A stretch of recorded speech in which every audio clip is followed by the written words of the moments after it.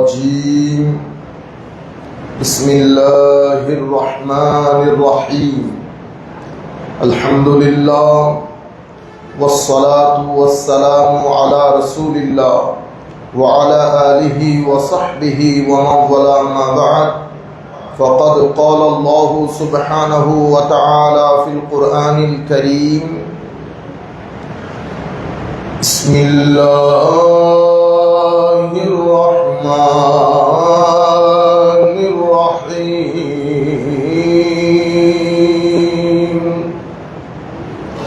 إن الله وملائكته يصلون على النبي يا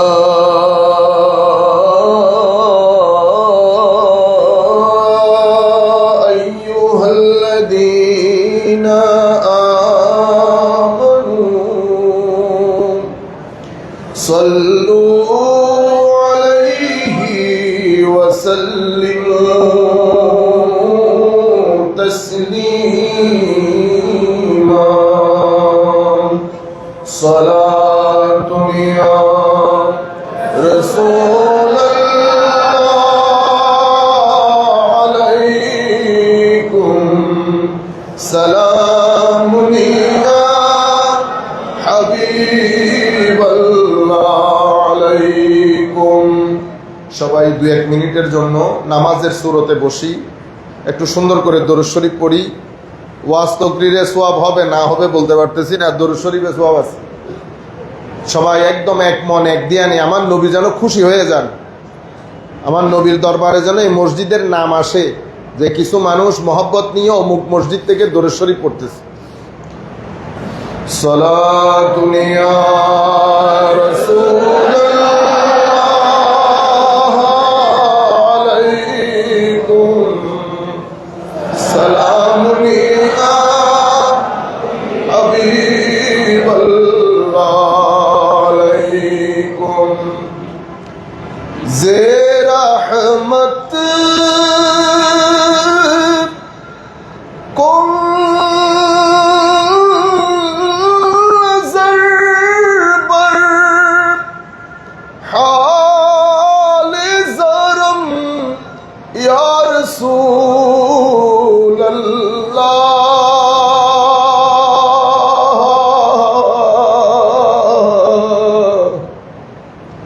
गरीबम बेनायम खाके सारम या रसूल अल्लाह सलातुन या रसूल अल्लाह अलैकुम सलामुन या हबीब की मोहम्मद से वफा तूने तो हम तेरे हैं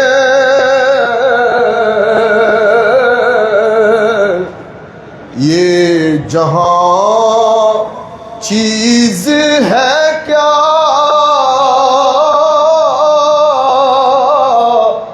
लौह कलम तेरे हैं सलातुन या रसूल अल्लाह अलैकुम सलामुन या हबीब अल्लाह अलैकुम ख्याले मां सिवा दिल से मिटा दो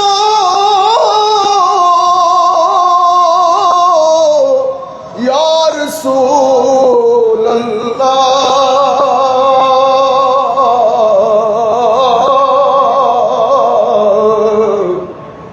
हिजाबे जुल्मते बशरी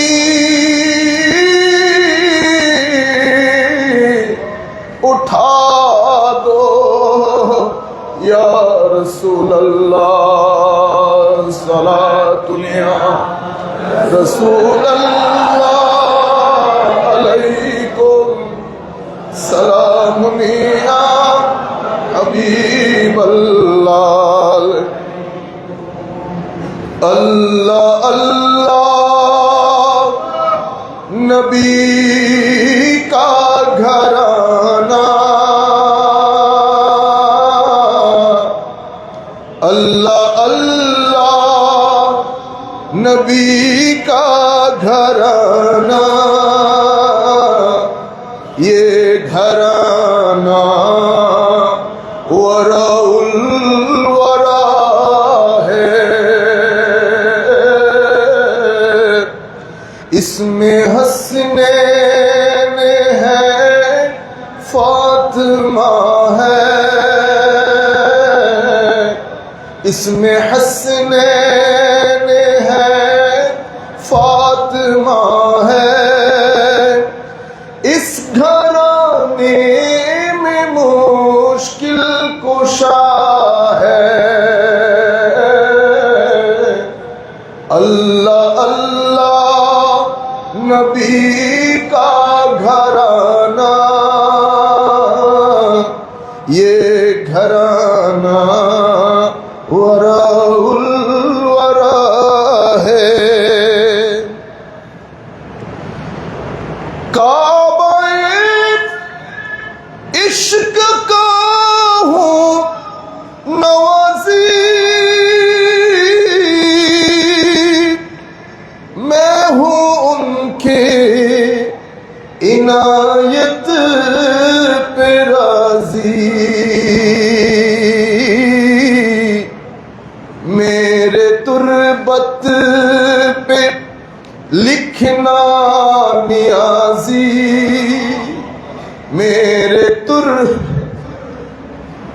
میرے تربت پہ لکھنا نیازی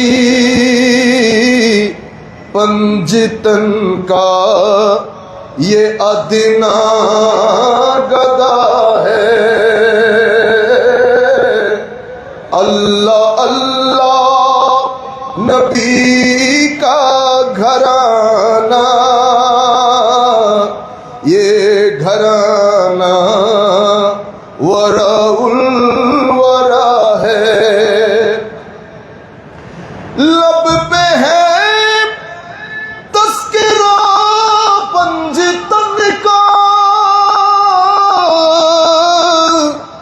پھول مہکے ہیں میرے چمن کے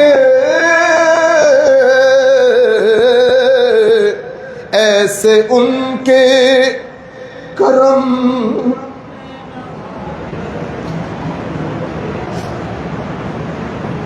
ایسے ان کے کرم نے نوازا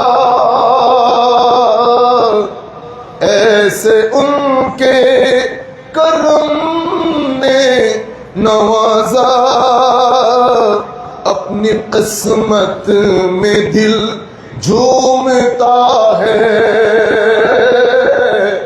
ایسے ان کے کرم نے نوازا اپنی قسمت میں دل جھومتا ہے اس میں حسنین کا گھرانہ یہ گھرانہ ورا الورا ہے قال اللہ سبحانہ وتعالی فی القرآن الکریم بسم اللہ الرحمن الرحیم ان الابرار یشربون من کأس کان مزاجها کافورا عینا یشرب بها عباد اللہ یفجرونها تفجیرا یوفون بالنذر ويخافون يوما كان شره مستطيرا ويطعمون الطعام على حبه مسكينا ويتيما وأسيرا صدق الله مولانا العظيم وصدق رسوله النبي الحبيب الكريم ونحن على ذلك لمن الشاهدين والشاكرين رب صل وسلم وبارك عليه। উপস্থিত সবুজ গম্বুজ পরিবারের পক্ষ থেকে আয়োজিত আজকের এই দ্বিতীয় আসহাবে কারবালা মাহফিলের সম্মানিত সভাপতি, আমাদের অত্যন্ত শ্রদ্ধেয় চাচা, ফোর জুয়েলস কোম্পানি সিন্ডিকেট লিমিটেডের সম্মানিত ব্যবস্থাপনা পরিচালক জনাব আলহাজ নুরুল আমিন সাহেব কিবলা, আজকের এই অনুষ্ঠানে যার পরিচালনায় আজকের এই অনুষ্ঠান, আমাদের বন্ধুবর অত্র মসজিদের সম্মানিত খতিব শাহজাদা সৈয়দ মাসুম কামাল আজহারি সাহেব কিবলা মুদ্দাজিল্লুহুল আলী, আমাদের আজকের এই অনুষ্ঠানের অন্যতম প্রধান আলোচকই বলি যেহেতু আমার অনেক সিনিয়র, অধ্যক্ষ হাসান রেজাল কাদরি সাহেব, স্টেজ উপবিষ্ট সম্মানিত ইমামগণ, মুয়াজ্জিনগণ, মসজিদের খাদেমিনগণ, আপনারা যারা এসেছেন আমাদেরকে শোনার জন্য, সম্মানিত মুরব্বিয়ান, বিশেষ করে অনলাইনের মাধ্যমে যারা যেখান থেকে যুক্ত হয়েছেন, আমরা সকলের প্রতি আন্তরিক মোবারকবাদ, ধন্যবাদ এবং সশ্রদ্ধ সালাম জ্ঞাপন করছি। আসসালামু আলাইকুম ওয়া রাহমাতুল্লাহি তাআলা ওয়া বারাকাতুহু।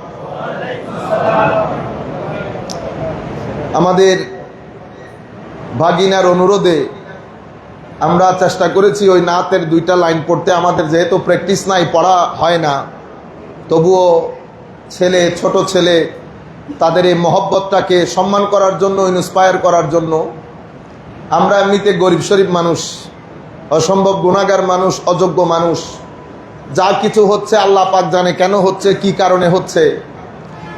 দোয়া করবেন আল্লাহ যেন আপনারা যেটা মনে করেন, আল্লাহ যেন সেই হিসাবে কবরে হাসরে আমাদেরকে সম্মানিত করেন। আপনাদের এই চাওয়া পাওয়া ছাড়া যদি আমরা নিজেরা বিবেচনা করি তো আমরা শূন্য, এখানে একটা বড় জিরো, এটা ছাড়া আমাদের হাতে আর কিছুই নাই। সময় সংক্ষিপ্ত। আমি শুরুতে আল্লামা ইকবালের একটা ওনার কবিতা গুচ্ছেও বইয়ের 2টি লাইন আপনাদেরকে পড়ে শোনাই, বিশেষ করে তরুণ প্রজন্মের জন্য।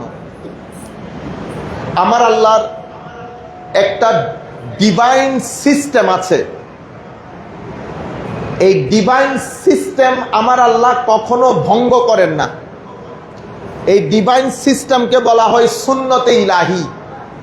ওয়ালান তাজিদা লিসুন্নাতিল্লাহি, একবার বলেছেন তাবদিলা, একবার বলেছেন তাহবিলা। তাবদিল এবং তাহবিল, মাদ্রাসার যারা ছাত্র আছেন আমি বিনয়ের সাথে অনুরোধ করব, বাসায় গিয়ে এটার উপর অন্তত একটু রিসার্চ করেন। এক আয়াতে তাবদিলা বলেছেন, অন্য আয়াতে তাহবিলা বলেছেন। যেহেতু আল্লাহ হাকিম, সেই হেতু আল্লাহর কথা হিকমত থেকে খালি না। তো চেষ্টা করবেন নিজের বুঝ ব্যবস্থার মধ্যে ডেপথ সৃষ্টি করার জন্য, যেন এটা গভীর হয়। নতুবা আজকে যাদের বয়স 5-6 বছর, তারা যখন 16-17 বছরের হবে, আমরা তাদের সামনে দিন প্রচার করতে পারবো না, কারণ তারা চিন্তা চেতনায় অনেক গভীর হবে, আন্ডারস্ট্যান্ডিং ডিফারেন্ট হবে।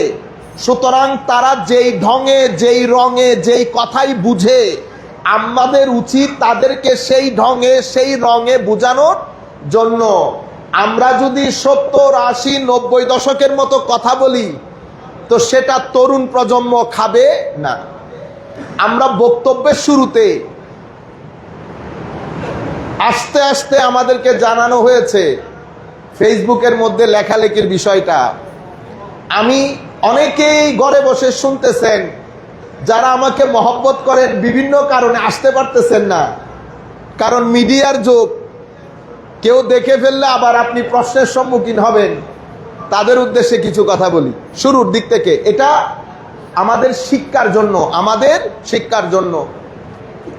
দেখেন, আমাদের এখানে বিভিন্ন দরবার আছে তো। কেন আছে?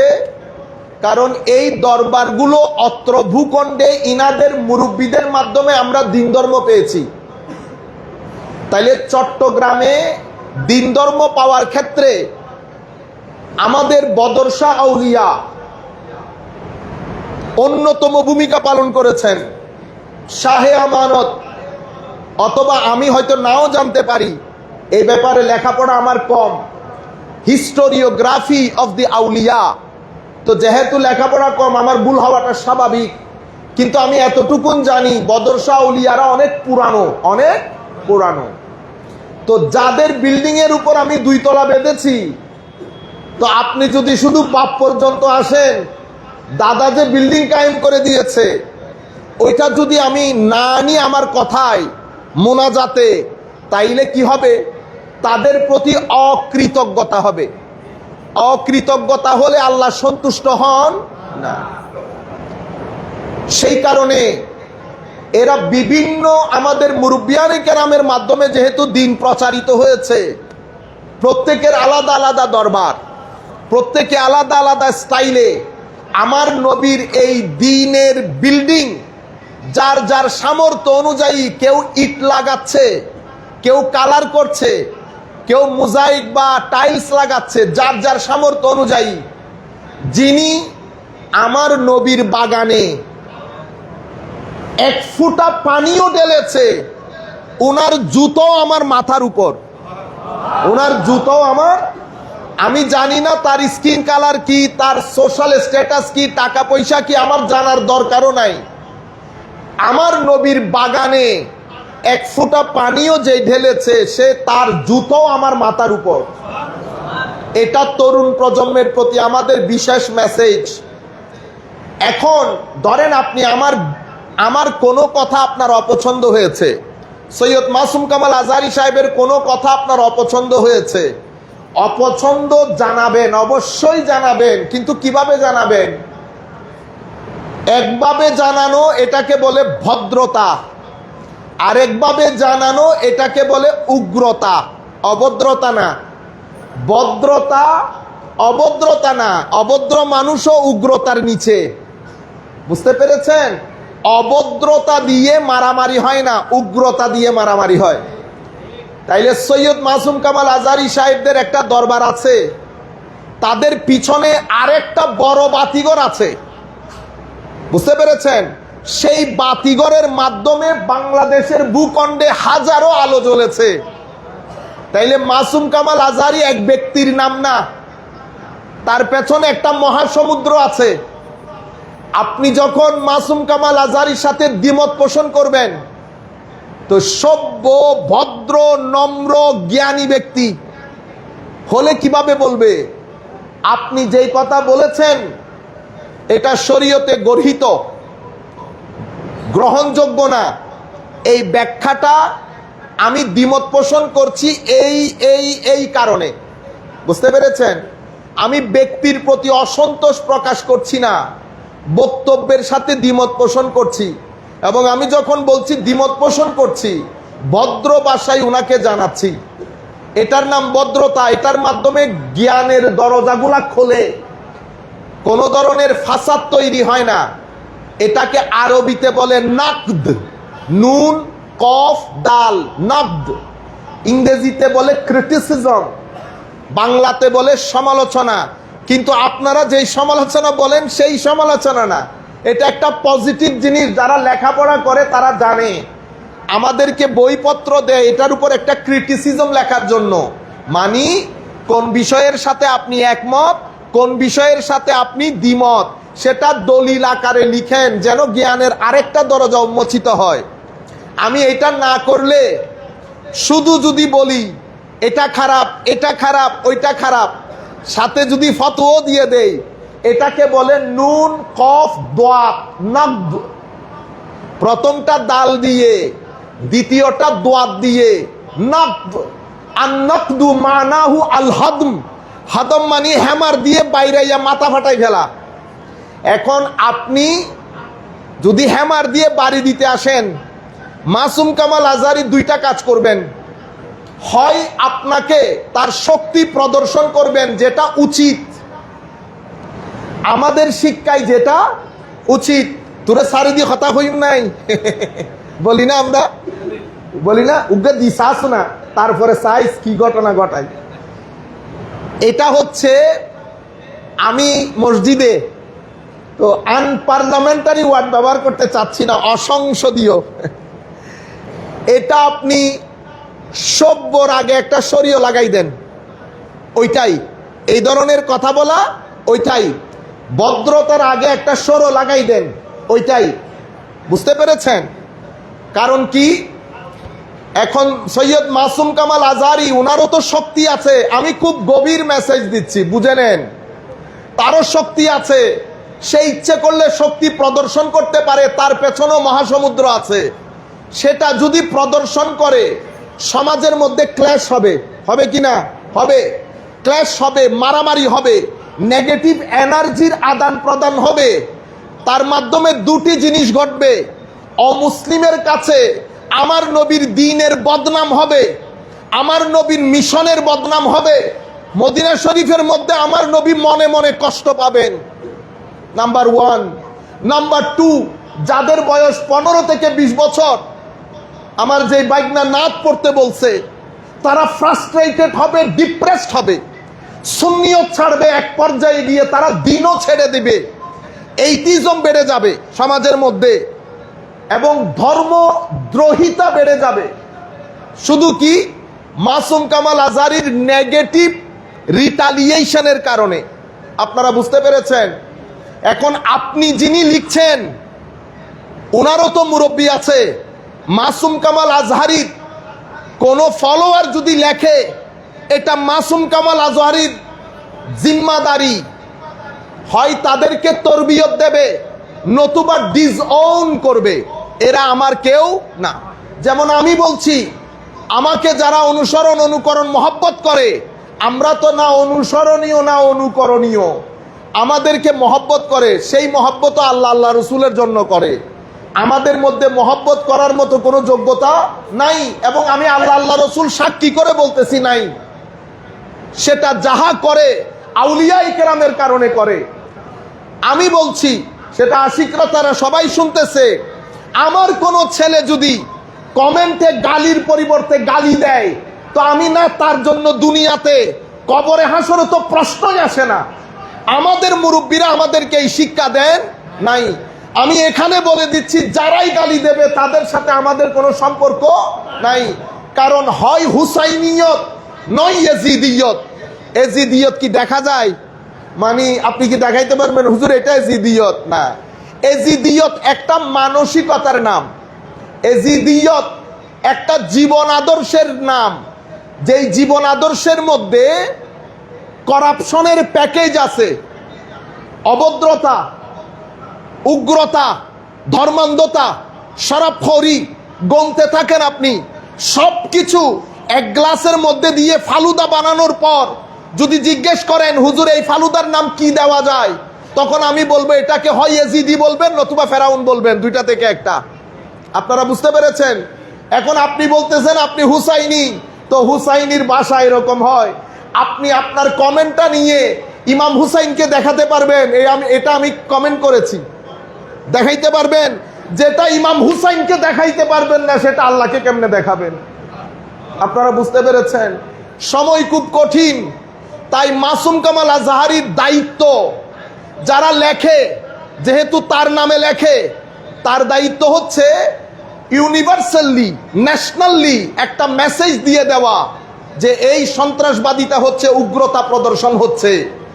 কারণ কি, মনে রাখবেন, যখন দেখবেন অনলাইনের মধ্যে আলা হযরতের ছবি দিয়ে, মাইজবান্ডার দরবারের ছবি দিয়ে, জামেয়ার ছবি দিয়ে, কোন দরবারের ছবি দিয়ে সুন্নি উলামায়ে কেরামের বিরুদ্ধে কাদা ছোড়াছুড়ি হচ্ছে, তো মনে রাখবেন এটার পেছনে কোন সুন্নি থাকতে পারে না। এগুলার পেছনে যদি খতিয়ে দেখেন, আমার মিটা মিটা ভাইয়েরা আছেন, আমার মিটা মিটা ভাইয়েরা আছেন। আপনারা যাদেরকে মনে করছেন অমুক দরবারকে রিপ্রেজেন্ট করছে, কারণ কিছুক্ষণ আগে এক ভদ্রলোক আমাকে আজকে দুপুরবেলা ফোন দিয়ে বলছেন জামেয়া, মনে রাখবেন জামেয়া আমাদের জান। আমাদের মতো শত আজহারি মারা যাবে, জামেয়াকে জমিনে থাকতে হবে। জামিয়া যুগে যুগে আমার এই ধর্মের সুন্নিয়তের মধ্যে তাজদীদ সাধন করবে। মনে রাখবেন, মাইজভান্ডার দরবার শরীফ, আমরা হাজার মানুষ দুনিয়া থেকে চলে যায়, মাইজভান্ডার বাকি থাকবে। একজন স্ক্রিপ্টের কাজ করবে, আরেকজন স্পিরিটের কাজ করবে। কারো কাজ স্ক্রিপচুয়াল হবে, কারো কাজ স্পিরিচুয়াল হবে। কেউ শরীয়তের তালিম দেবে, কেউ তবিয়তের পরিবর্তন করবে। দুইটা মিলে শরীয়ত হবে। হুসাইনিয়তকে জিন্দা করনে ওয়ালা, হুসাইনিয়তের তালিম দেনে ওয়ালা দুইজন কিয়ামত পর্যন্ত বাকি থাকবে। সুতরাং আমাদের আসা যাওয়াতে কিছুই হবে না। ছেলেরা যারা আমাদেরকে মহব্বত করেন, আপনারা গত 2 দিন ধরে দেখছি আপনারা বন্দুক জামিয়ার দিকে করছেন। মনে রাখবেন, গুলি জামিয়াতে পড়ে যাবে, আগে এই সিনার ভিতরে ঢুকবে। খবরদার, জামিয়া সবকিছুর উপরে, জামিয়া সবকিছুর উপরে। আপনারা জামিয়ার দিকে বন্দুক তুলবেন না। আমাকে মহব্বত করেন, মিডিয়ার মধ্যে আমি বলছি কেস করবেন অমুকের নামে, ওই কেসের মধ্যে আমি নাই। আমাদের মুরব্বীরা নিষেধ করেছেন, সুন্নিয়তের বদনাম হবে। বুঝার চেষ্টা করেন, বাইরে থেকে একটা শক্তির রাত দিন চেষ্টা করছে আমি যেন এই গৌরব দ্বন্দ্বের ভিতরে ঢুকি। আমি এত নরম খেলোয়াড় না, আমি এত নরম খেলোয়াড় না। বেটা, তাদের লেখালেখিতে কিচ্ছু যায় আসে না।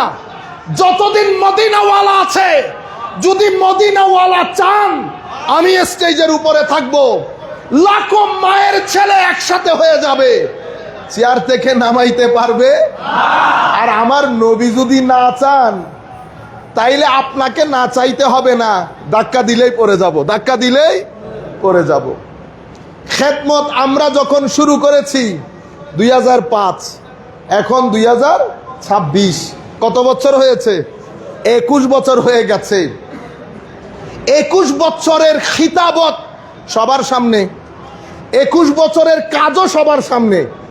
আপনারা বুঝতে পেরেছেন? জবাবদিহিতা কাউকেই করতে হবে না। আমরা আমার নবীর দরবারে জবাবদিহিতা, কারো কাছে জবাবদিহিতা নয়। নবী যেই দিন নারাজ হবে, তরুণ প্রজন্ম সেই দিন পিছন থেকে সরে যাবে। তরুণ প্রজন্ম পিছনে থাকা তো নবী, ওয়ালি, গৌস, কুতুব, আবদাল সবার একটা ফুয়ুজাত বাকি থাকবে। বুঝতে পেরেছেন? সুতরাং যে কাজগুলো আমরা করছি সেটা আমরা বন্ধ করি। আর আমরা যারা প্রধানের ভূমিকা পালন করছি, আমরা যেন একটা মেসেজ দিয়ে দেই। কেন? কারণ ধরেন মাসুমকেও মহব্বত করনেওয়ালা অনেকে আছে না, তো তারা রিটালিয়েট করবে। আমি এখন যে মেসেজটা দিচ্ছি, বাংলাদেশ থেকে শুরু করে বিদেশ পর্যন্ত, আমেরিকা পর্যন্ত, আপনারা যারা আইসিটি আইনে মামলা, হাবি জাবি এগুলা চিন্তা করছেন, মাপ চাচ্ছি বেটা, আমরা ওই মামলা হামলায় নাই। আরো লিখতে দেন, তারা লিখলে আমার নিয়ামত বেড়ে যায়, আমার নিয়ামত আরো বেড়ে যায়। এটা আমার জন্য একটা দারুণ কাজ হয়। আলহামদুলিল্লাহ রব্বিল আলামিন। বিনয়ের সাথে অনুরোধ করছি, আরো লেখেন, আরো। আমার সম্মানিত মুরব্বিয়ানে কেরাম, 2টি শব্দ কোরআন শরীফের মধ্যে এসেছে। একটার নাম, একটা হচ্ছে সবর, একটা হচ্ছে শুকর। কয়টা শব্দ? 2টা। পুরা দুনিয়ার নিজাম এবং সিস্টেম চলতেছে সবর এবং শুকরের উপরে। আর এই দুনিয়ার নিজাম আমার আল্লাহ আদালত নির্ভর করে, আদালত নির্ভর করে। এটা হচ্ছে পরীক্ষা নির্ভর। তো পরীক্ষার মধ্যে যদি আমি আদালত প্রতিষ্ঠা করি, পরীক্ষার মধ্যে যদি আদালত করি তো পরীক্ষা হবে। আমি যদি মনে করি প্রশ্ন এমন ভাবে করবো যেন আমার ছেলেরা উত্তর দিতে পারে, একটু অন্যরকম হয়ে যাবে না জিনিসটা। তো পরীক্ষাতে আদালত হয় না, পরীক্ষাতে মেধার টেস্ট হয়। আমার আল্লাহ দুনিয়া বানিয়েছেন আমাকে আপনাকে টেস্ট করার জন্য। তো টেস্ট করতে হলে কি দরকার? টেস্ট করতে হলে দুটি জিনিস দরকার হবে, হয় আপনি হাসির মধ্যে, নয় আপনি কান্নার মধ্যে, হয় আপনি সুখের মধ্যে, নতুবা আপনি দুঃখের মধ্যে, হয় আপনি আলোতে, নতুবা আপনি অন্ধকারে। তাইলে পৃথিবী হচ্ছে আলো আধার, সুখ দুঃখ, এই দুইটার সমন্বয় পৃথিবীর জীবন। এখন আমার ছেলেরা যদি একদিনে টাকাওয়ালা হইতে চায়, হতে পারবেন? আমিন সাহেব যদি আপনি একদিনে হয়ে যেতে চান, আমাদের ছেলেদের মধ্যে মানে অনেক সমস্যার মধ্যে একটা মূল সমস্যা হচ্ছে, ওনারা এখন আমার আমিন চাচাদের শুধু গাড়ি দেখেন, কিন্তু শুরু নির্গুম রাত, মাথা থেকে পা পর্যন্ত ঘাম জড়ানো দিন, এগুলা কেউ দেখে? মনে রাখবেন, আমার আল্লাহর নিয়ম হচ্ছে শ্রম ছাড়া ধন আসে।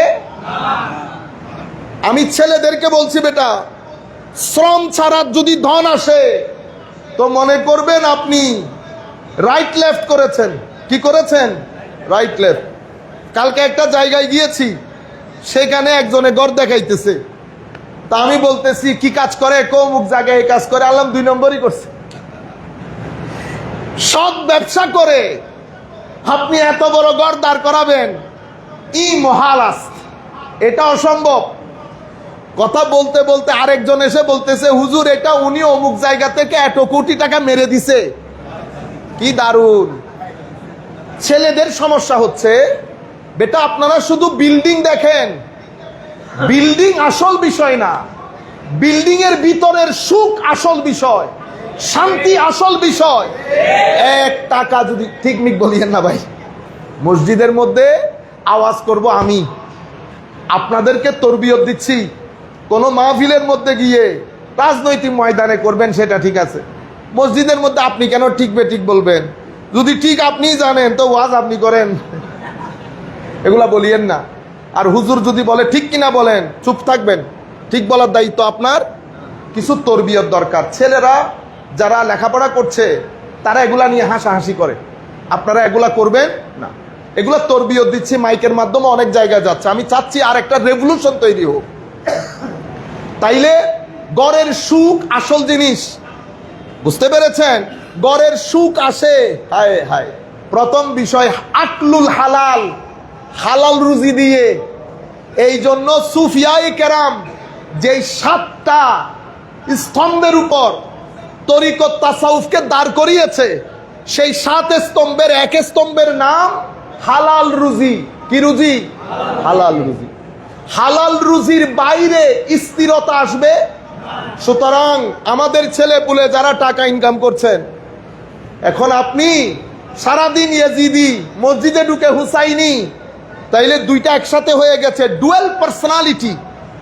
তো যদি পার্সোনালিটির মধ্যে দ্বৈততা থাকে, জিন্দেগির মধ্যে আপনি যাইতে যাইতে হোয়াইট হাউসের ভিতরেও যদি ঢুকে যান, হায় হায়, এখানে শান্তি আসবে? সব কিছু আপনার হাতে দিয়ে দিয়েছে আল্লাহ। সাকিনা, মনের প্রশান্তি আমার আল্লাহর হাতে রেখে দিয়েছে। টাকা দিয়ে দিয়েছে, দন্দৌলত দিয়ে দিয়েছে, যাহা মন চাই খেতে পারবেন। একটা জিনিস আমার আল্লাহর হাতে রেখে দিয়েছে, সেটার নাম সাকিনা। কোরআনে পাকের মধ্যে ওয়াল্লাযী আনজালা সাকিনাতা আলা কুলুবিল মুমিনিন লিয়াজদাদু ঈমানাম মা ঈমানিহিম। আমার আল্লাহ সাকিনা আমার আল্লাহর কুদরতের হস্তে রেখে দিয়েছেন। আল্লাহ এই সাকিনা কখন দান করেন? যার জীবনের সাথে আমার নবীর জীবনের মিল থাকে এবং যার সাথে আমার ওলিদের নিসবত থাকে। তাইলে সকিনা আসে দুইটার মাধ্যমে, নবীর জীবনীর সাথে মিল থাকা, ওলির সাথে সোহবত এবং নিসবত থাকা, এই দুইটার মাধ্যমে সকিনা আপনার কলব বাতেনের মধ্যে আসে। নবীর, এখন আপনি বলতে পারেন, উমাই কি কথা, নবীর জীবনের সাথে মিল থাকলে তো হয় না ভাই। না ভাই, নবীর জীবনের সাথে মুনাফেকরাও মিল রেখেছে, মুনাফেকরাও মিল রেখেছে। নবীর মতো করে নামাজ পড়েছে, হজ করেছে, যাকাত দিয়েছে, কোরআনের তিলাওয়াত করেছে। এত সত্ত্বেও আমার নবীর সাথে আলে রসুলের সাথে বিয়াদবি রাখার কারণে আমার নবী দিন থেকে খারিজ বলেছেন। সেই কারণে নবীর জীবনের সাথে মিল রেখে সুন্নত পালন করলেন, ওলির সাথে নিসবত রেখে আল্লাহর সুন্নত পালন করলেন। কেমন আমার আল্লাহ বলছেন, মান আদা লি ওয়ালিয়ান ফাকাদ আযানতুহু বিল হারব। তুমি যদি আমার ওলির সাথে শত্রুতা পোষণ করো, আমি তোমার জন্য যুদ্ধের ঘোষণা দিলাম। তো আমার আল্লাহ যার সাথে যুদ্ধ করে তার ভিতরে টেনশন থাকে, কি থাকে? তো টেনশন থাকলে পিস অফ মাইন্ড থাকে না।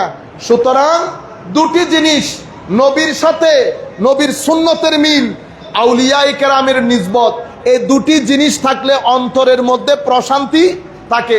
এর বাইরে ছেলেদেরকে বলছি বিশেষ করে, আপনি ধরেন আমেরিকা যাবেন, কি আপনার আশা ভরসা, গেলেন আমেরিকায়, এরপর আপনার চাওয়া পাওয়া কি? টাকা পয়সা ইনকাম করে, গাড়ি ইনকাম তো হয়ে গেল 2 বছরে, বুঝতে পেরেছেন? এরপরে কি? এরপরে হচ্ছে হতাশা। এরপর কি? হতাশা। যদি টাকার গাড়ি দিয়ে স্থিরতা এবং শান্তি থাকতো, তো আমেরিকা তো জান্নাতুন ফিল আরদ হয়ে যেত। কি হয়ে যেত? দুনিয়ার জান্নাত। তো জান্নাতের মধ্যে কি সুইসাইড হয়? পৃথিবীতে সবচেয়ে সুইসাইড বেশি কোথায়? আমেরিকাতে। দর্শন, ক্রাইম, অশান্তি এবং তালাক কোথায় বেশি? তালাক কি মানুষ হাসতে হাসতে দেয়? তালাক হচ্ছে অনেক দিনের হতাশা, নিরাশা, ক্ষোভের বিস্ফোরণের নাম। সেই বিস্ফোরণ বিল গেটসের মধ্যে হয়েছে কিনা?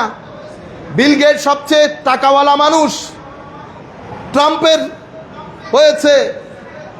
সমস্যা হচ্ছে আপনারা যেটা মনে করছেন জীবন সেটা না। আধুনিকতা, ম্যাটেরিয়ালিজম আপনাদেরকে বুঝিয়েছে পৃথিবীর টাকা সর্বস্ব।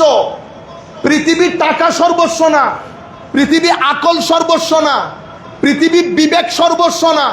যদি তাই হতো হযরত আদম আলাইহিস ইসলামের কোনো প্রয়োজন পড়তো না, আমার নবীরও আসার কোনো প্রয়োজন ছিল না। কারণ পৃথিবীতে বাঁচতে গেলে আপনার বিবেক বুদ্ধি যথেষ্ট, বুঝতে পেরেছেন? খাওয়া দাওয়ার ব্যবস্থা আল্লাহ করেছেন, হাত পা নাড়লে টাকা পয়সা আসবে, অতঃপর খাবেন, ঘুমাই যাবেন। যদি খেয়ে ঘুমাই যাওয়া, কলেজ বিশ্ববিদ্যালয়ে পড়া যদি এতটুকুন হইতো জীবনের নাম, তাইলে তো আমার আল্লাহ নবী রসুল পাঠাইতো না, কারবালার প্রশ্ন তো আসতোই না। তাইলে কারবালা হলো কেন? কারণ আপনার এই জীবনের বাইরে আরো জীবন আছে। কারণ আপনাকে আল্লাহ একটা মনন দান করেছেন, আপনাকে আল্লাহ একটা ভিতরের জগৎ দিয়েছেন। প্রশান্তি যেখানে বসবাস করে, প্রশান্তি যেখানে বসবাস করে। এখন সেই দুনিয়ার স্থিরতার জন্য আপনাকে হুসাইনিয়ত বুঝতে হবে, ইয়েজিদিয়ত বুঝতে হবে। কারণ ইয়েজিদিয়ত উগ্রতা এবং অশান্তি, অস্থিরতার নাম। হুসাইনিয়ত স্থিরতা, মানসিক প্রশান্তি এবং শান্তির নাম। তো ছেলেদেরকে যদি আমি ইয়েজিদিয়ত আর হুসাইনিয়তের ফারাক বুঝাইতে না পারি, কালকে তো সে এই কবরস্থানে গিয়ে কোন মুরব্বীর লাশ তুলে জ্বালাই ফেলবে নারাই তকবীর দিয়ে, করবে না? ইতোপূর্বে যারা ইমামে হুসাইনের রাদিয়াল্লাহু তাআলা আনহু আলাইহিস সালাম সিনার উপরে উঠে জবাই করে দিয়েছেন, এরা তো মুসলমান ছিল না। তো মুসলিম সোসাইটির মধ্যে যখন কেউ বলবে যে আমাদের এখানে কোনো ফারাক নাই, উই অল আর মুসলিম, তাহলে বুঝতে পারবেন ভিতরে কি আছে, ভিতরে ঝামেলা আছে। আপনাকে পরিষ্কার করে দিতে হবে আপনি কারবালার প্রান্তরে কোন সাইটে দাঁড়িয়ে আছেন, নতুবা তরুণ প্রজন্ম কনফিউজড হবে। কেন? আমাকে বাংলাদেশে কেউ যদি জিজ্ঞেস করে আপনি কোত্থেকে এসেছেন, ওয়ার আর ইউ ফ্রম, তা আমি কি বলবো? I am from Bangladesh. বেকুব বলবে না আমাকে? বেটার ঢাকাতে দাঁড়ায় তুমি বলতেছো তুমি ফ্রম বাংলাদেশ, তুমি তো আসোই বাংলাদেশে। তো আমি যদি মুসলমান দেশে থাকি, মুসলমান দেশে উত্তর এক ধরনের হবে, নন মুসলিম দেশে থাকলে উত্তর আরেক ধরনের। কোন নন মুসলিম যদি আমাকে জিজ্ঞেস করে ধর্ম কি, আমি বলবো I am a Muslim, I am a Muslim. কিন্তু মুসলমান দেশে যদি কেউ জিজ্ঞেস করে আপনি কোন ধর্ম লালন করেন? আমি বলবো আই এম এ সুন্নি মুসলিম। আরো পরিষ্কার করলে বলবো আমি সুন্নি মুসলিম, মাযহাব অনুসরণ করি, সাথে তরিকতপন্থী। এটা হচ্ছে আমার ডিটেইল ইন্টারপ্রিটেশন। কিন্তু নন মুসলিম দেশে কি আমি বলতে যাব আমি হানাফি মাযহাবের লোক? কোনো দরকার আছে? আমি তারে বলতে যাব আমি তরিকতপন্থী? নো, আই এম এ মুসলিম। বাস। এখানে মুসলমানদের দেশে আপনাকে অবশ্যই বলতে হবে আপনি কোন লাইনের, হয় ইয়াজিদি নয় হুসাইনি। কারণ এখানে আমার নবীর জমানা থেকে দুইটা ধারা। যখন কেউ বলবে আমি মুসলমান, হুয়া সাম্মাকুমুল মুসলিমিন, আল্লাহ আমাদের নাম মুসলমান রেখেছে, এই কথা কেউ অস্বীকার করলে তো কাফের হয়ে যাবে। কি হয়ে যাবে? কাফের। ঘটনা সেখানে না, অফিসের মধ্যে মাসুম নাম তিনজনের, মাসুম নাম তিনজনের, তো মাসুম ডাক দিলে তো তিনজন কথা বলবে। তখন কি করেন? তখন আইডেন্টিফিকেশন নাম্বার বা নোটস বা মুট লাগিয়ে দেন। Masum manager, Masum officer, Masum cashier. বুঝতে পেরেছেন? এখন যদি বলেন না না ভাই আমরা সবাই ব্যাংকার, তো কাজ হবে না। যখন কেউ এই কথা বলবে যে আমরা তো মুসলমান, অফকোর্স আমরা মুসলমান, বাট আপনি এটা পরিষ্কার করে দেন না বলতে দোষ কোথায়? হয় আপনি হুসাইনি, নয় আপনি ইয়াজিদি, আপনি হয় আওয়ামী লীগ নয় বিএনপি নয় আরো কি কি, আপনি পরিষ্কার করে দেন। যদি বলেন না না আমরা এমনি করি, পার্টি করি, তাহলে বুঝতে হবে ওই যে মিটা মিটা আইডেন্টি হাইড করে, আইডেন্টিটি হাইড করে। মনে রাখবেন, আপনাদেরকে আমি সতর্ক করছি এবং এই মিডিয়ার মাধ্যমে পুরো বাংলাদেশ ব্যাপী যাতে এই মেসেজ যায়। গত কিছুদিন ধরে পলিসি বানানো হচ্ছে আগামী 7 মাসের মধ্যে প্রত্যেক এলাকার 60% মসজিদ যেন দখলে চলে যায়। ঘুমান আপনারা, ফতোয়া মারেন, 60% মসজিদ ইনিয়ে বিনিয়ে ডাইরেক্টলি ইনডাইরেক্টলি মসজিদ দখলে চলে যাবে। অলরেডি অনেক এলাকার 50-60% মসজিদ দখলে চলে গেছে। নাম্বার 1। নাম্বার 2, 6-7 মাসের মধ্যে প্রত্যেকটা এলাকায় আলাদা করে ঈদ জামাত কমিটি ঘোষণা করা হবে। আপনি মনে করবেন আমার চাচার কাছে আসবে, সমাজের গণ্যমান্য ব্যক্তিবর্গের কাছে আসবে যে আমরা আমার নবীর সুন্নত ওপেন ফিল্ডে ঈদ জামাত করব। বুঝতে পেরেছেন? যাদের চেহারার দাম আছে প্রত্যেককে রাখবে। ইমামতিতে কিন্তু আরেকজন আসবে, ইমামতি আপনারটা করবে না। বড় জায়গা থেকে ডক্টর আসবে, প্রফেসর আসবে। এই পলিসি বানানো হয়ে গেছে। গত 2 ঈদের মধ্যে বাংলাদেশের অসংখ্য জায়গায় সেটার অ্যাপ্লিকেশন হয়ে গেছে। আমরা ঘুমাই, আমরা ঘুমাই। আপনারা বুঝতে পারছেন? সুতরাং আমরা সামগ্রিকভাবে আপনাদেরকে বলবো, তরিকত তাসাউফের লোকদেরকে বলবো আমরা একবার জেগে উঠি, আমরা একবার জেগে উঠি। আমরা ইলম শিখি, মসজিদের সাথে সম্পর্ক করি, কোরআনের তেলাওয়াত শিখি। আমি নামাজ পড়তে জানি না, মসজিদে আসি না। আমাদের মধ্যে ডুয়ালিটি দেখেন। কিভাবে আমার আল্লাহ আল্লাহ রসুল রাজি হবেন? আমার নবী বলেছেন 2টি জিনিস রেখে যাচ্ছি, কিতাবুল্লাহ ওয়া আহলু বাইতে রাসূলিল্লাহ। তাহলে কিতাব আল্লাহ ওয়া আহলু বাইতে রাসূলিল্লাহ 2টি জিনিস। তো আমার নবী 2টাকে আঁকড়ে ধরতে বলেছেন।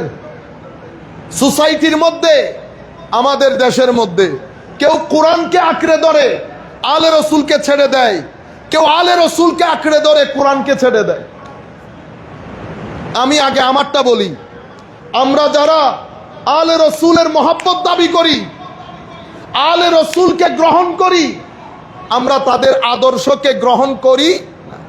মোস্টলি কোরআনের তিলাওয়াতি করতে জানি না, বোঝা তো অনেক দূরের কথা। তাইলে আপনি একটা রেখেছেন, একটা ছেড়েছেন। আর কেউ কোরআন কোরআন কোরআন, কোরআনের পাখি, কোরআনের পাখি, মানুষ কোরআনের পাখি। পুরো মুহররম মাস চলে গেছে, আলে রসুলের ভাষা কথা জবানের মধ্যে আসেই নাই। একটা এফরাত করেছে, একটা তফরিদ করেছে। আমাদের মেসেজ এতেদালে, তরুণ প্রজন্মকে বলছি, কোরআন পড়া শিখেন, নতুবা ইমাম হুসাইন খুশি হবেন না। হুসাইনিয়ত, কোরআন, কোরআনের তিলাওয়াত, কোরআনের তালিম যতটুকুন নিতে পারেন নেন। এরপরে কোরআনের নূর, কোরআনের মধ্যে দুটি জিনিসের কথা বলেছেন, হেদায়ত এবং নূর। গাইডেন্স কোরআন থেকে, হেদায়তের নূর আলে রসুলের সিনা থেকে নেব। দুইটা মিলে ধর্ম, দুইটা মিলে ধর্ম। এই দুইটা জিনিস আমাদের সোসাইটির মধ্যে মিসিং হচ্ছে। আমরা দিন বদিন হুসাইনিয়ত বলতে বলতে কোরআন ছেড়ে দিচ্ছি, কোরআন বলতে বলতে হুসাইনিয়ত ছেড়ে দিচ্ছি। দুইটাকে একসাথে করতে হবে, এটা আজকের মাহফিলের মৌলিক মেসেজ। সুতরাং আমরা চাইব আপনারা যারা যেখান থেকে বসে আলোচনা শুনছেন, যারা কোরআন শরীফ পড়তে জানেন না, তারা কালকে থেকে অন্তত কোরআন শরীফ শিখার কাজ করেন।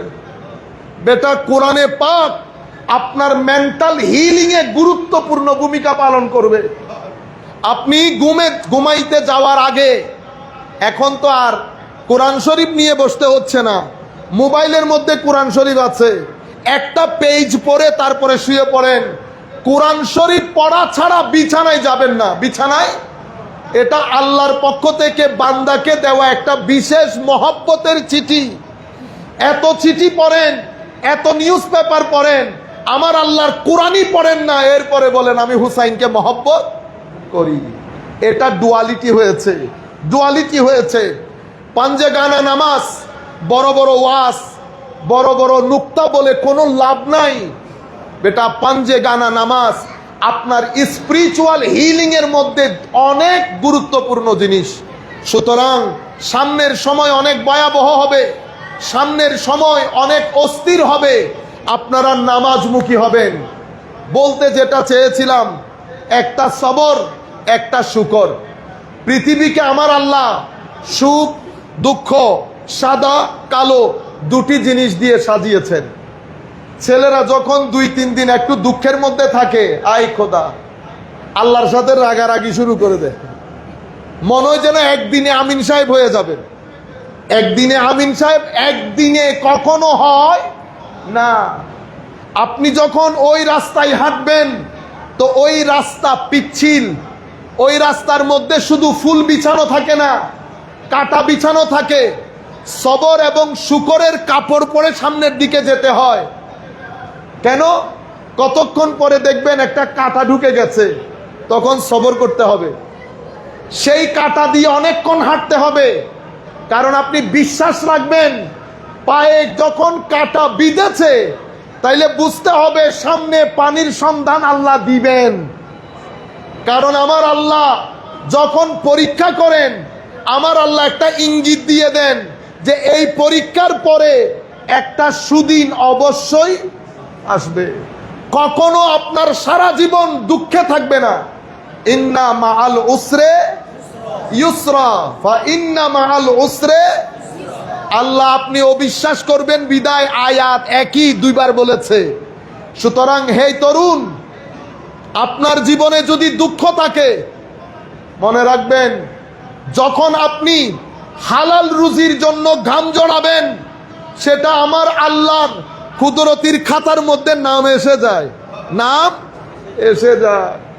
একবার, দুইবার, 1 মাস, 2 মাস যখন ঘাম জড়াইতে থাকবেন হুসাইনিয়তকে ধারণ করে, হুসাইনিয়ত আল্লাহর রহমত পাওয়ার অন্যতম একটা ওসিলার নাম। হুসাইনিয়তকে ধারণ করে যখন আপনি গা থেকে ঘাম জড়াবেন, তো সেদিন থেকে মাথায় রাখতে পারেন আল্লাহ অবশ্যই আপনার জীবনে সফলতা আনবে।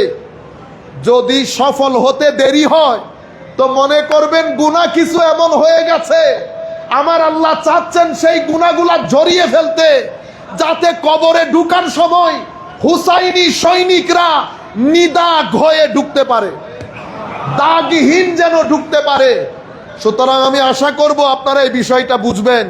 আমি আবার রিপিট করি আপনাদের জন্য, দুঃখ আসবে, কষ্ট আসবে, আপনার আমার দায়িত্ব হচ্ছে চেষ্টা চালিয়ে যাওয়া। যখন চেষ্টা চালাবো তখন হুসাইনিয়তকে ধারণ করে চেষ্টা চালাবো।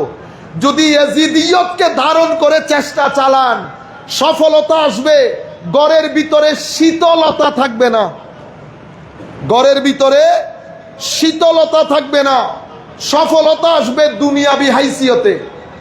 যদি সফলতা এবং শীতলতা দুটি কামনা করেন, হুসাইনিয়তকে ধারণ করতে হবে। প্রত্যেকটা ইট উঠিয়ে দেখতে হবে নিচে পানি আছে কি না। যদি ইট বেশি উঠাইতে হয়, কখনো কখনো নিরাশ হবেন না। ইট বেশি উঠাইতে হচ্ছে কারণ গুনাহ বেশি করে ফেলেছি, গুনাহ বেশি করে ফেলেছি। আমার আল্লাহ চাচ্ছেন ইট তুলে তুলে ঘাম জড়িয়ে আমার গুনাহগুলা যেন ঝরে যায়, যাতে শান্তি, শীতলতা এবং কবরের মধ্যে ঢুকার সময় যেন দাগহীন ঢুকতে পারি। আপনারা বুঝতে পেরেছেন? কারণ দুনিয়ার মধ্যে সবর এবং শুকর, সব সময় শুকরের মধ্যেও থাকতে পারবেন না, সব সময় সবরের মধ্যেও থাকতে হয় না। ইমামে হুসাইন সবর করেছেন 1 বছর, 2 বছর, অতঃপর সবরের 3টা স্টেজ আছে। কয়টা স্টেজ? সুফিয়ায়ে কেরামের ভাষায় সবরের 3টা স্টেজ ক্রস করে যখন সর্বোচ্চ মাকাম, যেটাকে মাকামুর রেদা বলে, মাকামুর রেদা, আপনি মারলেও মারেন, বাঁচাইলেও বাঁচান, আমি হাও বলবো না, নাও বলবো না, মওলা যেটা করবেন সেটার উপর শুকর করে আপনার কুদরতির কদমে আমি সিজদা করব। এটাকে মাকামে রেদা বলে।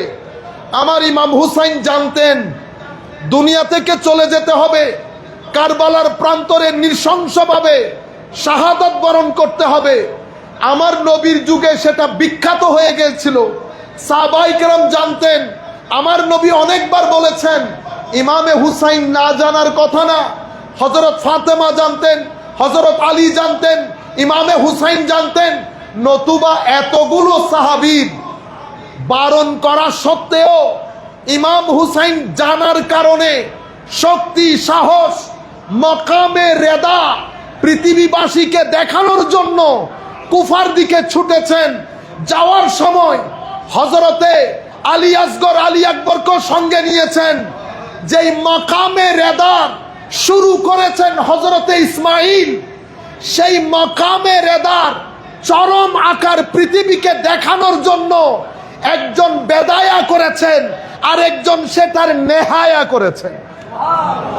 একজন শুরু, এই জন্য আল্লামা ইকবাল বলছেন, বিদায়া ইসকা জিবহে ইসমাইল, নিহায়া ইসকা জিবহে হুসেন। শুরু করেছেন ইসমাইল আলাইহিস সালাম, আর এটার সমাপ্তি ঘোষণা করেছেন ইমামে হুসাইন আলাইহিস সালাম রাদিয়াল্লাহু আনহুম আজমাইন।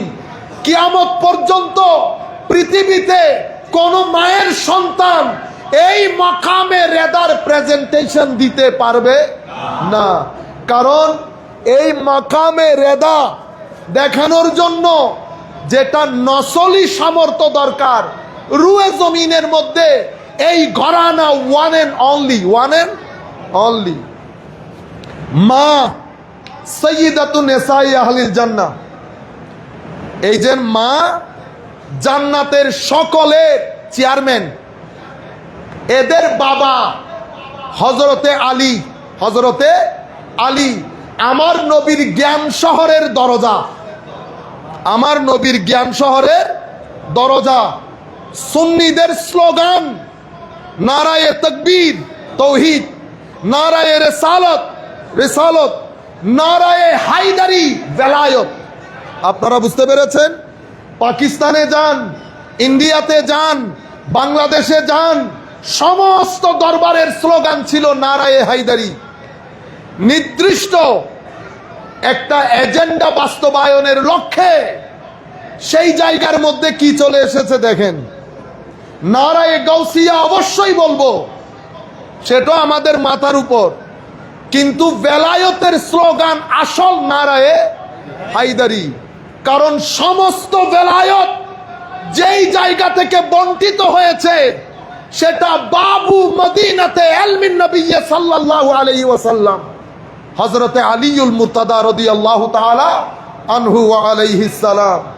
সম্মানিত উপস্থিতি, এগুলার মাধ্যমে আমাদের এখানে একটা পরিস্থিতি তৈরি করা হয়েছে। আমি জাস্ট মেসেজটা আপনাদেরকে দিয়ে দিলাম। বলতে যেটা চেয়েছি, মা ফাতেমাতুজ জাহরা, বাবা সৈয়দনা আলী, নানাকে ইমামুল মুরসালিন, নানি খাদিজাতুল কুবরা, বাকি চাচা খালা কারা আপনারা বিচার বিবেচনা করেন। পৃথিবীর মধ্যে অনেক ঘরানা আছে, পৃথিবীর মধ্যে সমস্ত ঘরানা মিলে সৈয়দনা ইমাম হুসাইনের ঘরানার মতো ঘরানা আর নাই। এই ঘরানার উপরে আসমান অহংকার করে, জমিন অহংকার করে, সূর্য অহংকার করে যে আমাকে জিগাও আমি কাদের আলোকিত করি, সলিমুল্লাহ কলিমুল্লাহ এদেরকেও করি, কিন্তু আমার অহংকারের জায়গা রুয়ে জমিনের কিবলা, আরশের কিবলা সৈয়দনা ইমামে হুসাইনের ঘর, যেই ঘরের সাথে সম্পর্ক ইমামুল মুরসালিন খাদিজাতুল কুবরা, যার কাছে আমার আল্লাহ সালাম পাঠিয়েছেন। বুঝতে পেরেছেন? এখন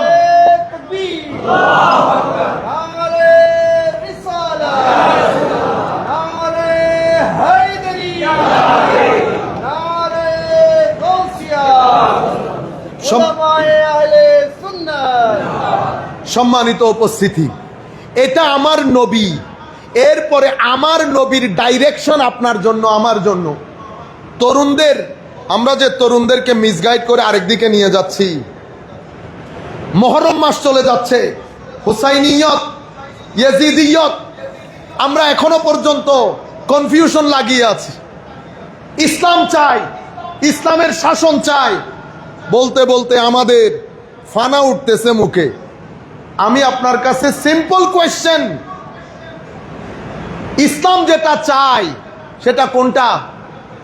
কারণ আমাদের এখানে একটা খারিজি ধারা আছে। আমরা কাউকে ছোট বড় করার জন্য না, সত্যটা জাতির কাছে তুলে ধরার জন্য। আমার লাখো দোষ থাকতে পারে, অবশ্যই আমি আমার দোষ স্বীকার করি, কিন্তু এই খারিজি দ্বারা যেটা সমাজকে উগ্রতার দিকে নিয়ে যায়। কিছুদিন আগে একটা কথা বলার কারণে অনেক মানুষ অখুশি হয়েছেন। আমি আবারও বলছি জাতির সামনে, বিশ্ববিদ্যালয় একটা শিক্ষার জায়গা, সেই বিশ্ববিদ্যালয়ে তারাই পড়াবে যারা পড়ানোর যোগ্যতা রাখে। এখন আপনি যদি, আমিও পরীক্ষা দিলাম, আমাদের আজহারী সাহেবও পরীক্ষা দিলেন, মেধা মননে তিনি আমার চেয়ে অনেক উপরে, তার সাথে আমার মার্কের ফারাক হয়েছে 10 মার্ক। আপনি কাকে নিবেন? হকদার কে? এই জায়গার মধ্যে হুসাইনিয়ত কি? হুসাইনিয়ত হচ্ছে যিনি যেই জায়গার যোগ্য তাকে সেই জায়গায় বসানো। আমি আপনার ইসলামী শাসনের কথা বলি। আপনি ইসলামী শাসনে উদ্বুদ্ধ হয়ে এখানে যোগ্য ব্যক্তিটাকে, যে আল্লাহর ইবাদত আপনি করেন সেই আল্লাহর ইবাদত এও করে, যেই নবীকে আপনি বিশ্বাস করেন সেই নবীকে এও বিশ্বাস করে, কিন্তু আপনি শুধুমাত্র আপনার দলের জন্য আপনি যোগ্য ব্যক্তিটাকে সরিয়ে আমাকে বসিয়ে দিলেন। জুলুম করেন নাই? করেছেন। যিনি একটা বিশ্ববিদ্যালয়ের শিক্ষকতার ক্ষেত্রে হুসাইনিয়তকে ধরে রাখতে পারে না, মুনাফিকি করে, চিটিং করে, ডিসেপশন করে, তাকে আমি রাষ্ট্র ক্ষমতার ক্ষেত্রে বিশ্বাস করতে পারবো? আপনি একটা ইউনিভার্সিটির পরীক্ষায় আমাকে ধাক্কা দিয়ে ফেলে দিয়েছেন, আর রাষ্ট্র ক্ষমতায় বসালে আপনি তো আমাকে রাষ্ট্র থেকে ধাক্কা দিয়ে ফেলে দিবেন। আপনি বলেন যাহা বলিবেন তাহা গ্রহণ করিব, এটা জাস্টিস হয়েছে কিনা বলেন?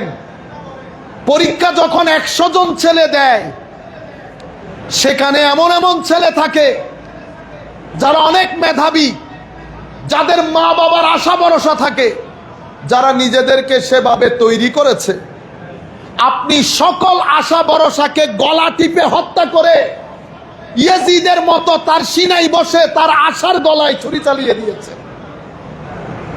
এরপরে আপনি বলছেন আমি সুশাসন চাই, আমি সুবিচার চাই। এখন আপনি একটা বিশ্ববিদ্যালয়ে সুবিচার প্রতিষ্ঠা করতে পারলেন না, 4 টাকার অফিসে সুবিচার প্রতিষ্ঠা করতে পারলেন না, মেধাকে গুরুত্ব দিতে পারলেন না, মেধার ভিত্তিতে নিতে পারলেন না। সেই জায়গায় আমি আপনাকে মহান জায়গায় বিশ্বাস করতে পারবো? বলেন দেখি। এটাকে বলে ইয়েজিদিয়ত। সেই কারণে আপনি বুকে হাত দিয়ে আল্লাহ রসুলকে সাক্ষী রেখে বলবেন ধর্ম কোনটা চান, ইয়েজিদিয়ত না হুসাইনিয়ত? যদি বলতে না চান আমাকে ধরে নিতে আমি বাধ্য হব। পেছনে নেফাকত আছে। কি আছে? নেফাকত আছে। Identity has to be very clear. Either you are from India or you are from Bangladesh. না আমি এই ইন্ডিয়ার একটু আগে, বাংলাদেশের একটু পরে। নো, ক্লিয়ার করে দেন। আপনারা বুঝতে পেরেছেন? আচ্ছা, সময় শেষ। সবর এবং শুকর আর 2টা হাদিস বলে বক্তব্য শেষ। তো তরুণদেরকে যেটা বোঝাতে চাচ্ছি, ধৈর্যশীলতাটাকে প্র্যাকটিস করেন। আপনি যখন রাস্তায় যাবেন আপনার এখানে অনেক ধরনের ঘটনা ঘটবে। এখন আপনার দিনদারি কি শুধু মসজিদে? মসজিদে না, আপনার 78% দিনদারি মসজিদের বাইরে। আপনি দিনদারি দেখান মসজিদের ভিতরে। আমার কথা বলি, ওরে বাপরে বাপ কি সুফি, হ্যাঁ একেবারে বড় আল্লামা হয়ে থাকি, হ্যাঁ কি যে করব, সালাম দিতেছে বাপসা। এটা তো মাইন্সের সামনে। এটাকে বলে জালুয়াত। এটাকে কি বলে? জালুয়াত। হুসাইনিয়ত কোনটা? হুসাইনিয়ত হচ্ছে জালুয়াত এবং খালুয়াত। মানুষের সামনে, মানুষের দৃষ্টির অন্তরালে এক ধরনের হওয়া, এটা হুসাইনিয়ত। আর জালুয়াতে এক ধরনের, মানে মাইন্সের সামনে।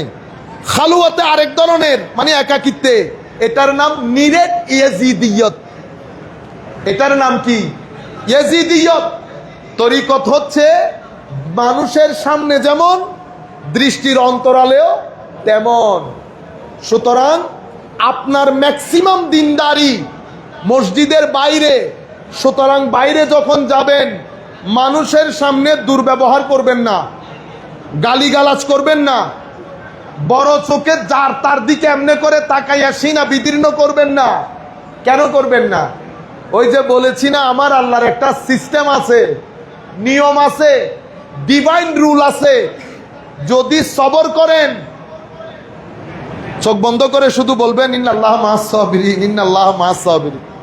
বেশি অসুবিধা লাগলে দরুদ শরীফ পড়বেন। কি হবে? আমার আল্লাহর সিস্টেম হচ্ছে যারা ধৈর্য ধারণ করে আমার আল্লাহ তাদের সিনার ভিতরে শীতলতা দান করেন। তাইলে সকিনা পাওয়ার অন্যতম মাধ্যম হচ্ছে সবর এখতিয়ার করা। এরপরে কিসে বেটা? ও আচ্ছা, আসেন আসেন। আল্লাহুম্মা সাল্লি আলা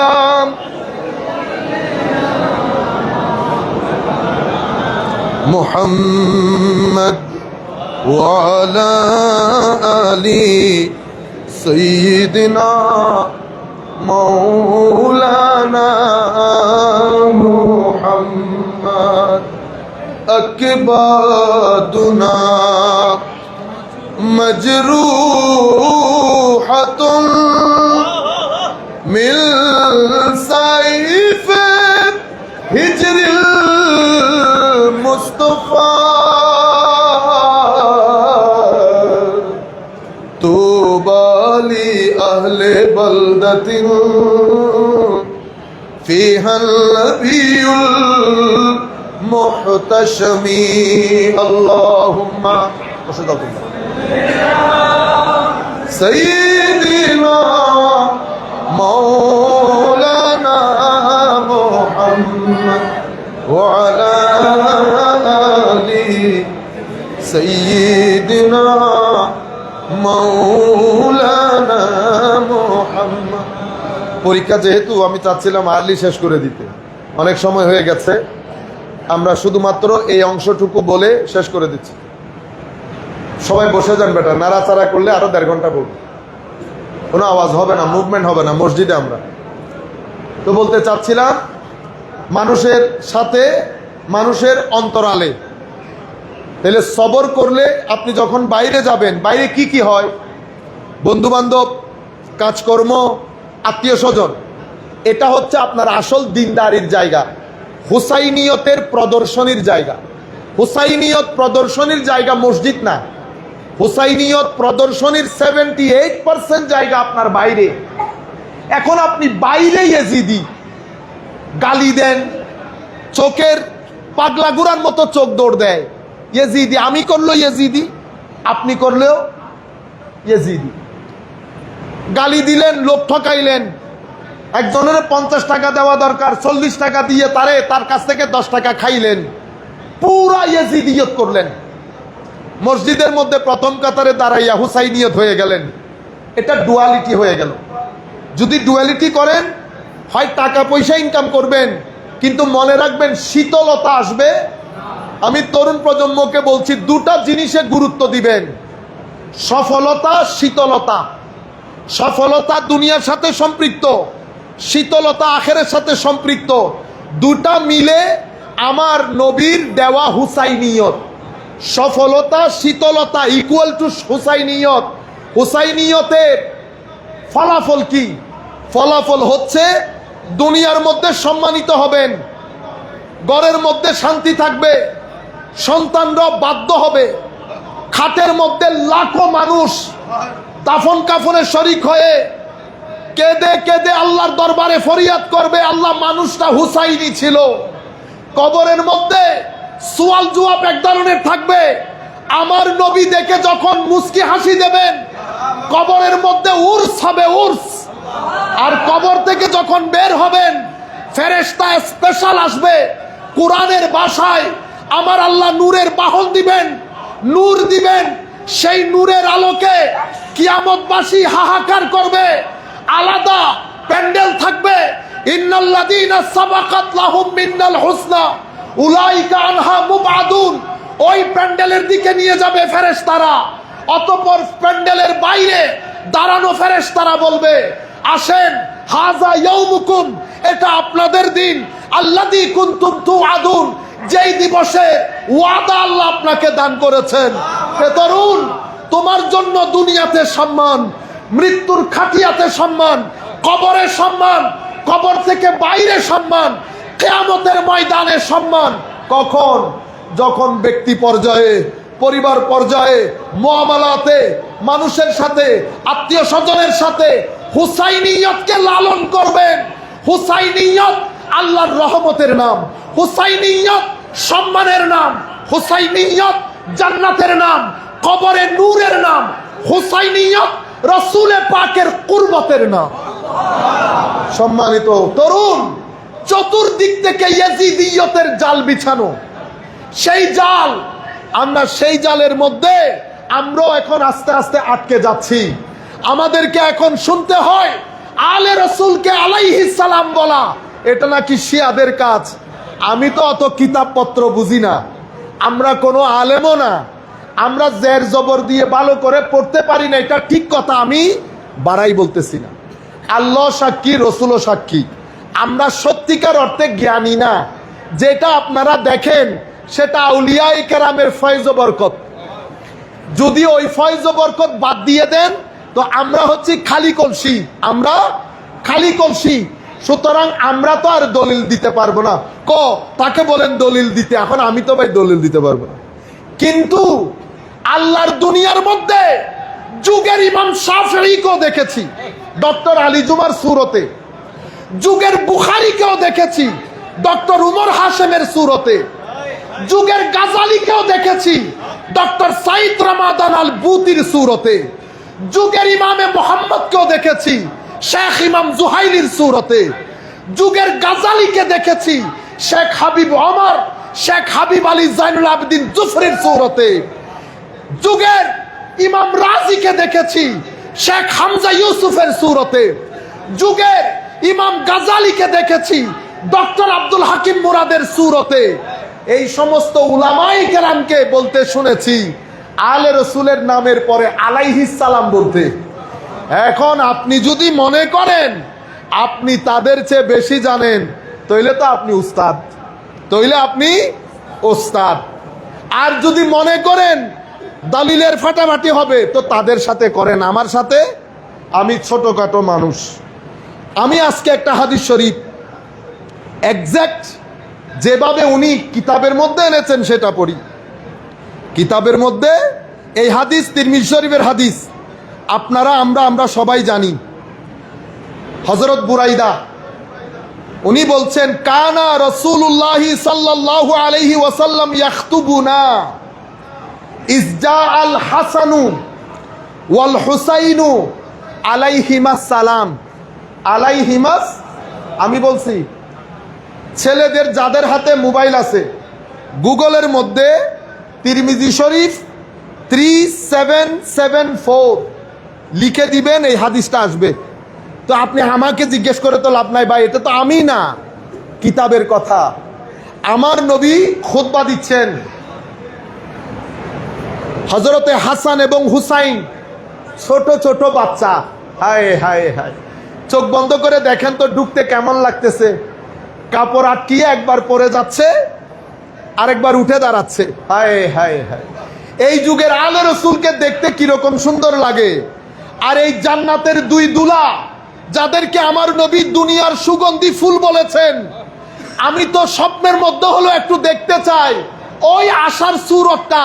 আল্লাহকে বলি, আল্লাহ দরকার হলে জান্নাতে এক দরজা নিচে নামাই দেন, তবু আমাকে ওইটা একটু স্বপ্ন যুগে দেখান, আশার সুরতটা কেমন ছিল। মসজিদে নববীতে ঢুকছে, জলিলুল কদর সাহাবায়ে কেরাম তাকিয়ে আছে, ইমামুল মুরসালিনও তাকিয়ে আছে, দুই সাহেবজাদায়ে রাসূলুল্লাহ ঢুকতেছেন, একবার পরে যাচ্ছেন একবার উঠে দাঁড়াচ্ছেন। আমার নবী খুতবা দিচ্ছেন, ইত্তাবসরে খুতবা বন্ধ করে আমার নবী মিম্বার থেকে নেমে দুইজনকে কুলে তুলে নিলেন, সুবহানাল্লাহ। আমার নবী বলতেছেন আমি আসলে খুতবা দিচ্ছিলাম, আসলে আমি নিজেকে আর ধরে রাখতে পারি নাই। হাইরে মহব্বত, হে তরুণ, তোমার জিম্মাদারি, তোমার ডিসিশন। এখন এই বক্তব্যের পরে তুমি কি হাসান ও হুসাইনকে বেছে নিবা না ইয়াজিদকে বেছে নিবা, সেটা তোমার দায়িত্ব। ইয়া রাসূলুল্লাহ, আমার দায়িত্ব ছিল আপনার এই হাদিস তরুণ প্রজন্মের কানে কানে পৌঁছিয়ে দেওয়া। আপনি সাক্ষী থাকেন, আলে রাসূল সাক্ষী থাকুক, কিতাব দিয়ে তরুণ প্রজন্মের কানে ঢুকিয়ে দিলাম এই হাদিস। তরুণ, তোমার ডিসিশন, কোন রাস্তা দিয়ে হাঁটবা।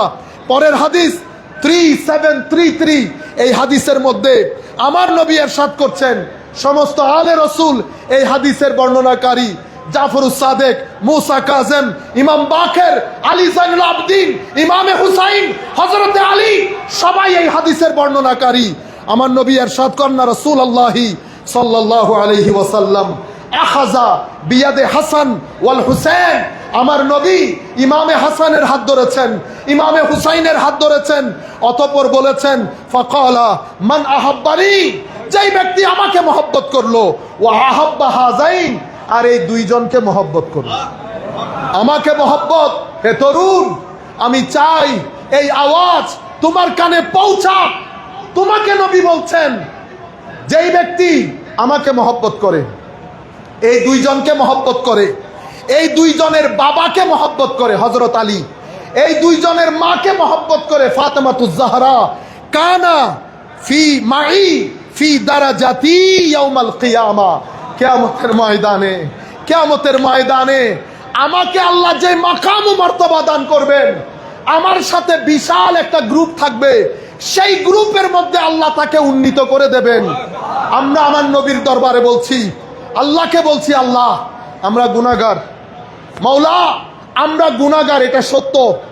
আমাদের মতো জালেম রুয়ে জমিনের মধ্যে নাই, আল্লাহ এটা সত্য। আমাদের জাহেরে বাতেনে গুনার কালো তিল আছে, সত্য আল্লাহ, সত্য। কিন্তু আমরা যে আপনাকে মহব্বত করি এটাও তো সত্য। আপনার বিরুদ্ধে যখন কেউ কথা বলে সিনার মধ্যে আমাদের যেন আগুনের ছিটা লাগে, মাওলা এটাও সত্য। আমরা আমার নবীর সুন্নতের উপর আমল করতে পারি না, সত্য। আমার নবীকে যে দিন ও জান দিয়ে মহব্বত করি এটাও সত্য। নতুবা বাংলাদেশে আমাদের সাথে কারো কোনো ধরনের মারামারি হয় নাই, কাটাকাটি হয় নাই। যারা রাজনৈতিক দল করে তারা করে, তাদের সাথে হ্যাঁ বললে হয়তো আজকে আমারও একটা 5 তারকা হোটেল থাকতো। ইয়া রাসূলুল্লাহ, শুধুমাত্র আপনার কারণে যখনই বিরোধিতা করেছি আপনার কারণে করেছি। ইয়া রাসূলুল্লাহ, যখন আপনাকে কেউ আমাদের মতো বলে আমরা বিছানায় থাকতে পারি না, যখন হযরত আলীকে মাতাল বলে বিছানায় থাকতে পারি না, যখন ইয়াজিদকে রহমতুল্লাহ আলাইহি বলে তখন আমাদের ইচ্ছা করে মাটি ফেটে ভিতরে ঢুকে যায়। কোন ব্যক্তির সাথে আমাদের শত্রুতা নাই, শুধু আলে রসুল, আমার নবী এবং আল্লাহ তুমি। এই কারণে মানুষের সাথে আমাদের শত্রুতা হয়, কাটাকাটি হয়, মারামারি হয়, আমাদেরকে হত্যার হুমকি দেয়। কারো টাকা নিয়েছি বলতে পারবে না, কষ্ট দিলেও 10,000 বার সরি বলেছি। মাওলা কারো সাথে কোনো কিছুর ক্ষেত্রে পার্থিব স্বার্থ জড়িত হয় নাই। হলে আপনার কারণে হয়েছে, হলে ইয়া রাসূলুল্লাহ আপনার কারণে হয়েছে, হলে আলে রসুলের কারণে হয়েছে, হলে আসহাবে রসুলের কারণে হয়েছে। সুতরাং আমি নবীর দরবারে সকল মুসল্লিয়ানে কেরামের পক্ষ থেকে বলছি, ইয়া রাসূলুল্লাহ, আল্লাহর দরবারে আমাদের জন্য ফরিয়াদ করেন। আপনাকে সাক্ষী রেখে, কুল কায়নাতের আউলিয়াকে সাক্ষী রেখে বলছি, আমরা আপনাকে বেহদ মহব্বত করি। আমরা আপনার আলকে বেহদ মহব্বত করি। আমরা ফাতেমাতুজ জাহরাকে আমাদের মার চেয়ে বেশি মনে করি। আমরা হযরত আলীর কদমের দুলাকে মহব্বত করি। সুতরাং আমরাও যেন কিয়ামতের ময়দানে আপনার কথা অনুযায়ী আমাদেরকে যেন আপনার জুতা মুবারক পরিষ্কার যারা করে তাদের জুতা মুবারক পরিষ্কার করার জন্য আমাদেরকে গ্রহণ করে। সবাই আমিন বলেন। আমার নবীর এই হাদিস বলে আমরা আমাদের বক্তব্য শেষ করছি। তরুণদেরকে বলতে, আল্লাহর রসুলের আনুগত্যের মধ্যে আমাদের সফলতা। সুতরাং আমরা বাইরে যাব, করো কোরআন হাদিস, অন্য ব্যক্তির কোরআন হাদিসে পড়ার কোনো দরকার নাই। আর আলেমের